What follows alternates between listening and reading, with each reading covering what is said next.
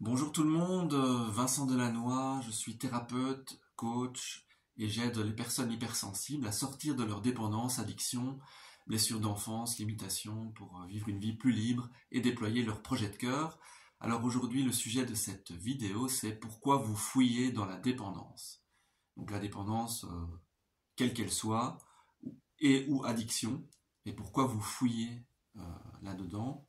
Je vais vous prendre en exemple mon parcours pour ça, puisque depuis le plus jeune âge, j'ai toujours fouillé, que ce soit à travers les autres ou dans des dépendances, jeux vidéo, et puis par la suite, dans l'adolescence, l'alcool, le cannabis, la dépendance affective, sexuelle, plein de choses.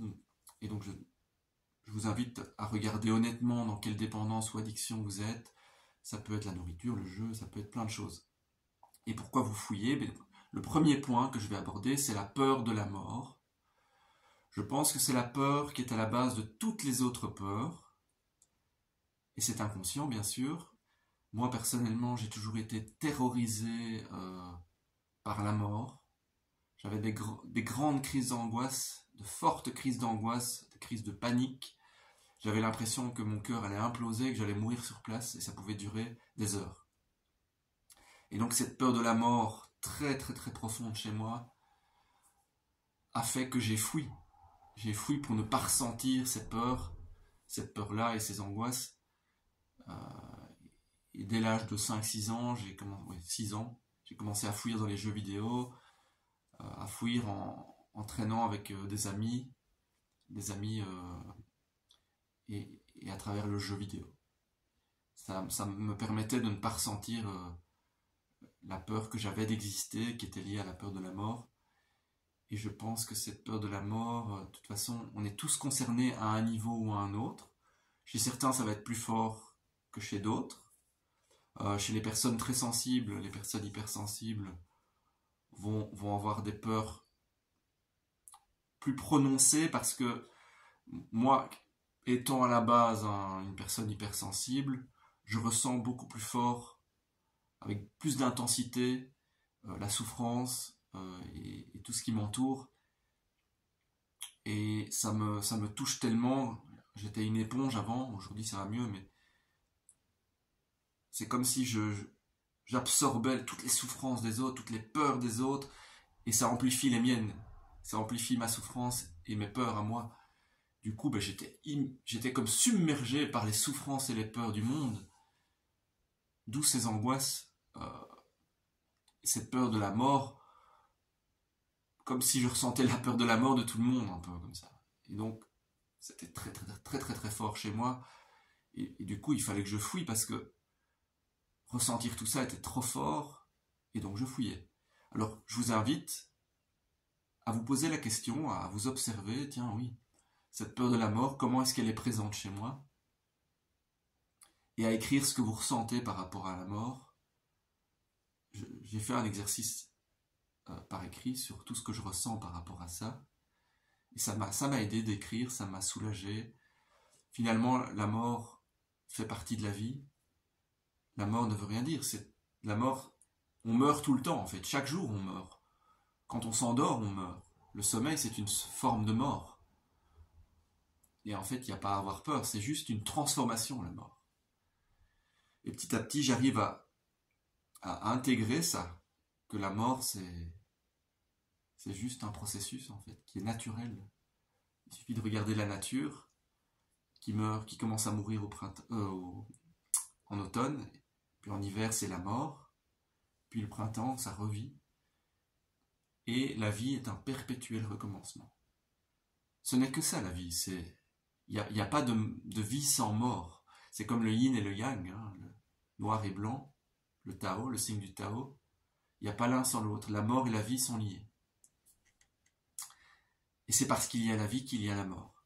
Et donc, petit à petit, je commence à intégrer ce processus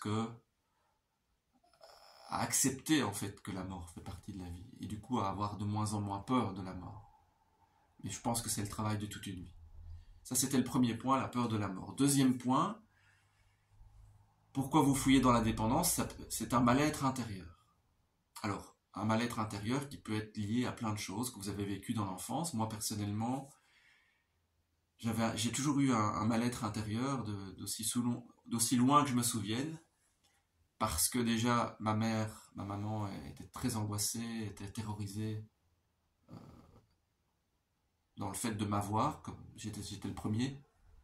On est deux chez moi, et j'étais le premier enfant, et donc ma mère était angoissée, et c'est une femme angoissée, et donc, déjà dans son ventre, quand j'étais un fœtus, ben, je ressentais tout ça, hein. Dans le ventre de votre maman, vous ressentez tout ce qui se passe. Donc j'ai absorbé toutes ces peurs, toute cette terreur de ma mère. Et oui, je suis né avec un mal-être intérieur quelque part. J'étais quelqu'un d'angoissé à la base. Déjà d'anxieux euh, très jeune. Donc posez-vous la question,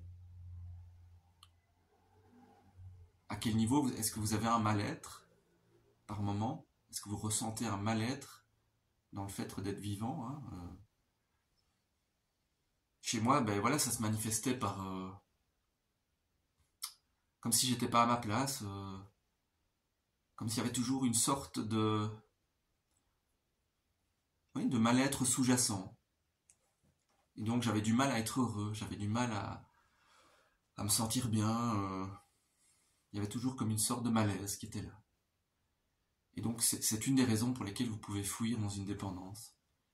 C'est un mal-être intérieur, un malaise que vous ressentez qui est sous-jacent, là, qui est en vous, et vous ne savez pas pourquoi, et donc vous fouillez. Et donc j'ai dû comprendre d'où vient ce mal-être, hein. J'ai pu comprendre que oui, ça vient de ma mère, enfin entre autres. Ma maman qui était angoissée, donc dans son ventre, voilà, j'ai déjà ressenti des choses.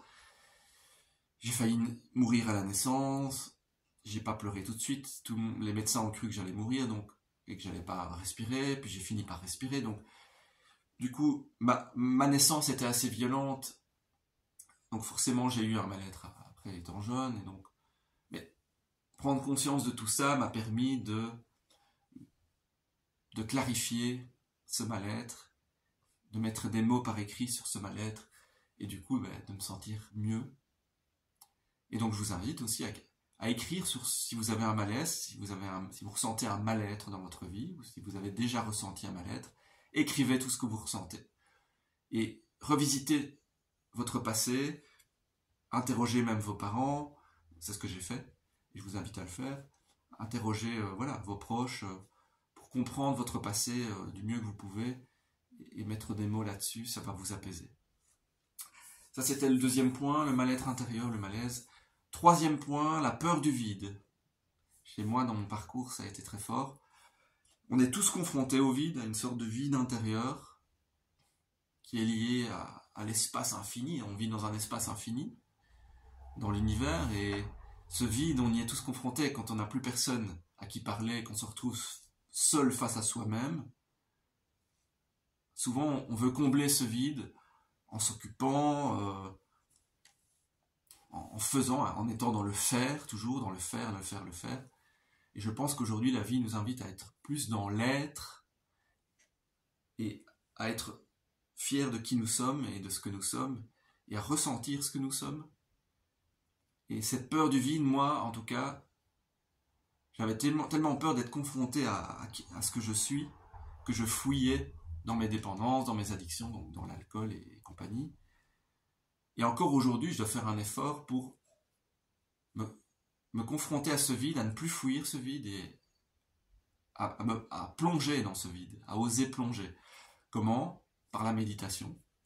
La méditation m'a appris à plonger dans ce vide, à ralentir, à respirer et à accepter que ce vide est là, et à le regarder en face et à plonger, à m'abandonner dans ce vide.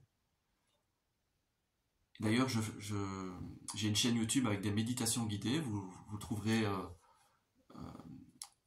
en dessous de la vidéo, vous trouverez toutes les informations de cette chaîne YouTube pour aller écouter des méditations guidées avec ma voix, et je vous invite à le faire pour apprendre à respirer, apprendre à vous calmer, à vous détendre et à vous confronter à cette peur du vide, à ce vide. Donc je vous invite aussi à observer, est-ce que vous avez peur du vide, à quel point vous avez peur du vide dans votre... Voilà, quelle intensité cette peur du vide a dans votre vie. Et est-ce que vous avez déjà médité, est-ce que vous avez déjà essayé des méditations ou des méditations guidées? Et donc je vous invite à essayer mes méditations guidées. Voilà. Ça c'était le troisième point, la peur du vide. Le quatrième point, la sensation de ne pas être à sa place. C'était mon cas, j'ai toujours eu l'impression de ne pas être à ma place. Où que j'aille, j'avais l'impression d'être de trop, d'être comme un cheveu dans la soupe. Et du coup, comme je me sentais pas à ma place, je fouillais dans les dépendances. C'était aussi une des raisons pour lesquelles je fouillais dans les dépendances, addiction. Ce sentiment de ne pas être à ma place. Mais en fait, pourquoi j'avais le sentiment de ne pas être à ma place? D'une part, c'était mon hypersensibilité. Mais c'était aussi, j'ai remarqué petit à petit, avec le temps, que c'était des croyances, en fait, que j'avais. La croyance que j'étais de trop. Mais non, en fait, c'est juste moi qui ne prenais pas ma place, ou qui n'osais pas prendre ma place avec ma singularité, je suis quelqu'un peut-être d'un peu spécial, mais au lieu de l'accepter pleinement et de prendre ma place en société avec cette singularité qui est en fait une force finalement, je fouillais pour ne pas exister, pour qu'on ne me voit pas, et je fouillais dans les dépendances et addictions. Donc vous, est-ce que vous avez la sensation de ne pas être à votre place? Ça peut être une des raisons pour laquelle vous fouillez dans la dépendance ou addiction. Et si vous ne sentez pas à votre place, je vous invite à faire le tour de vos talents, de votre valeur, de vos qualités. Qu'est-ce qui fait que vous êtes spécial? Et je vous invite à accepter ça, à célébrer le fait que vous êtes quelqu'un d'unique, parce que nous sommes tous uniques. Nous sommes tous uniques. Vous êtes unique, je suis unique, tout le monde est unique en fait. Et donc c'était une croyance que j'avais. Je suis plus spécial que les autres, donc on va me juger, c'est de nouveau par rapport au regard des autres. J'avais fait une vidéo là-dessus d'ailleurs, que je vous invite à aller voir sur comment se détacher du regard des autres. Je suis spécial, unique, on va me juger, et donc je me cache, je fouille, et je fouille dans la dépendance et les addictions. Donc je ne sais pas si est-ce que vous avez ça, mais donc je vous invite à reconnaître pleinement votre unicité. Vous êtes unique et vous pouvez en être fier, et vous pouvez justement prendre votre place, trouver votre place en tant qu'être unique. Aujourd'hui, c'est ce qui se passe avec moi. J'accepte mon unicité, j'accepte que je suis quelqu'un d'unique en faisant cette chaîne, par exemple, cette chaîne YouTube, et j'offre mes talents au monde, et je partage mes talents. Je partage qui je suis avec mon unicité. Et je vous invite à le faire aussi.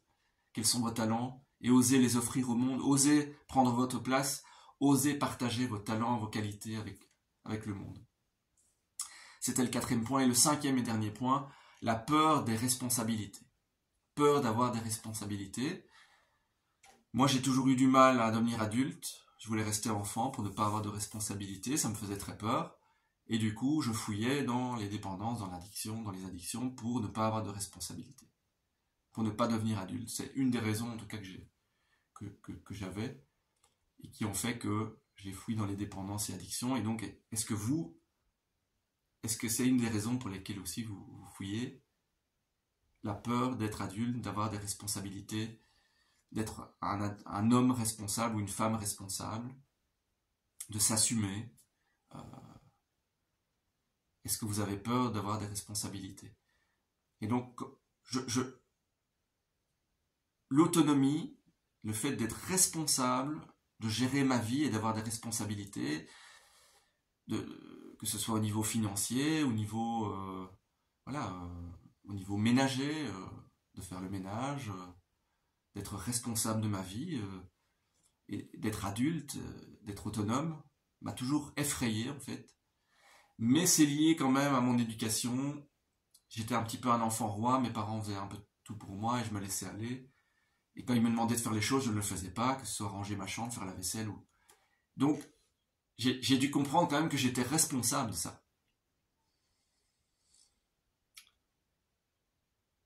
J'écoutais jamais mes parents ou même ma grand-mère ou quoi, quand ils me disaient fais la vaisselle, sois responsable, fais ça, fais ci, fais ça. Je ne le faisais pas et donc finalement je suis devenu paresseux, quelque part.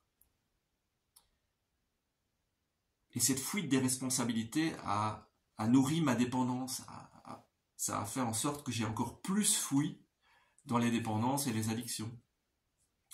Donc, je vous invite aussi à vous interroger sur ce point. Est-ce que vous avez peur des responsabilités? Est-ce que vous rejetez les responsabilités? Est-ce que vous avez tendance à le faire ou pas? Et à vous questionner là-dessus. Et à devenir plus responsable, justement, de votre vie, plus autonome pour ne pas fuir, pour arrêter de fuir, quoi. Donc, je vous énumère, je vous rappelle tous les points qu'on a vus. 1. La peur de la mort. 2. Le mal-être intérieur, le malaise. 3. La peur du vide. 4. La sensation de ne pas être à sa place. Et 5. La peur des responsabilités. J'espère que cette vidéo vous a aidé. Merci de liker. Merci de vous abonner aussi pour recevoir régulièrement des nouveaux conseils et des nouvelles vidéos. Merci de me soutenir. Prenez soin de vous. À tout bientôt.